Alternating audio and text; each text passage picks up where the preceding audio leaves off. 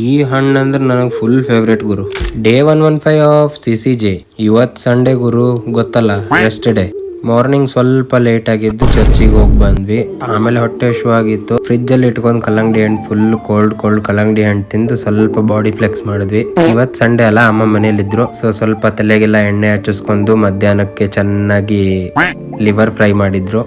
ನೀವು ಈ ಸೀಸನ್ ಅಲ್ಲಿ ಏನ್ ಮಾಡ್ತಿರೋ ಬಿಡ್ತಿರೋ ಗೊತ್ತಿಲ್ಲ. ಆದಷ್ಟು ನಿಮ್ಮ ಮನೆ ಕಡೆ ಯಾವ್ದಾದ್ರು ಪ್ರಾಣಿ ಅಥವಾ ಪಕ್ಷಿ ಕಂಡ್ರೆ ನಿಮ್ ಕಡೆ ಆದಷ್ಟು ಸ್ವಲ್ಪ ನೀರ್ ಇಡೋದಾಗ್ಬೋದು, ಇಲ್ಲ ಸ್ವಲ್ಪ ಪಕ್ಷಿ ಗಿಕ್ಷಿ ಬಂದ್ರೆ ಅವಕ್ಕೆ ಅಕ್ಕಿ ಹಾಕೋದಾಗ್ಬೋದು. ನಿಮ್ ಕಡೆ ಎಷ್ಟಾಗುತ್ತೆ ಅಷ್ಟು ಸ್ವಲ್ಪ ಹೆಲ್ಪ್ ಮಾಡಿ. ಅವಕ್ಕೆ ಬಾಯಿ ಇರಲ್ಲ, ಅವಕ್ಕೇನು ಹೇಳ್ಕೊಳಕ್ ಬರಲ್ಲ. ನಿಮ್ಗೆ ಏನ್ ಗೊತ್ತಾಗುತ್ತೋ, ನಿಮ್ಗೆ ಏನ್ ಸರಿ ಅನ್ಸುತ್ತೋ ಅದನ್ನ ನೀವು ಮಾಡಿ.